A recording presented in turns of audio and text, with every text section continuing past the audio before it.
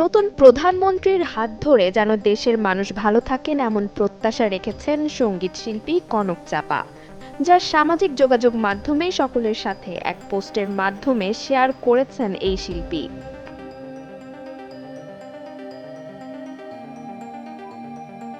পোস্টে তিনি লেখেন, আল্লাহ আপনাকে ও আমাদেরকে সম্মানিত করলেন। সেই ঐতিহাসিক মুহূর্তের সাক্ষী থাকলো পুরো পৃথিবী। আলহামদুলিল্লাহ, আলহামদুলিল্লাহ, আলহামদুলিল্লাহ। আল্লাহ আপনার মাধ্যমে আমাদের বাংলাদেশকে সুরক্ষিত, আনন্দিত, সুখী, সমৃদ্ধ রাখুন। আমিন।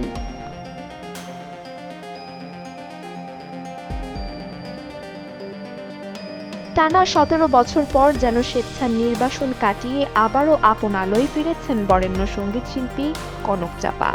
গেল মঙ্গলবার দেশের ১১তম প্রধানমন্ত্রী হিসেবে তারেক রহমানের শপথ গ্রহণের পর এভাবেই আবেগঘন ফেসবুক স্ট্যাটাসে নিজের উচ্ছ্বাস প্রকাশ করেছেন গায়িকা। কালার এক্সপার্ট এবং ডার্ক স্যাপ সমৃদ্ধ অরিক্স অ্যাডভান্স ডিটারজেন্ট পাউডার আপনার লন্ড্রি এক্সপার্ট।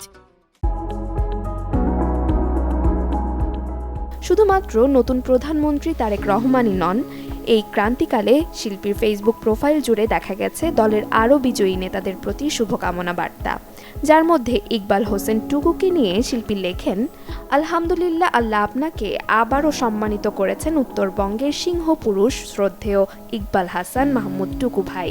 আমরা পুরো পৃথিবীবাসী তা প্রত্যক্ষ করার সৌভাগ্য অর্জন করলাম। আল্লাহ আপনার মাধ্যমে আমাদের বাংলাদেশের মানুষকে সুখী, সমৃদ্ধ, সুরক্ষিত, আনন্দিত রাখুন। আলহামদুলিল্লাহ, আলহামদুলিল্লাহ, আলহামদুলিল্লাহ।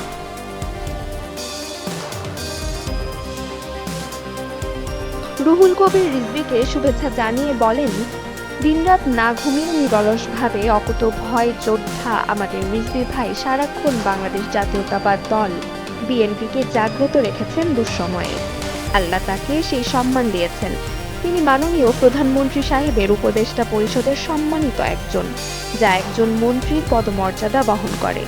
আল্লাহ তাকে সুদীর্ঘ নেক হায়াত দান করুন এবং এভাবেই দলকে জাগ্রত রাখুন। আলহামদুলিল্লাহ, আলহামদুলিল্লাহ, আলহামদুলিল্লাহ। এছাড়াও দলের আরও বিজয়ী নেতাদের কাছে দেশের স্বার্থে ভালো কিছু প্রত্যাশা রেখেও নিজের সামাজিক যোগাযোগ মাধ্যমে স্ট্যাটাস শেয়ার করেন তিনি।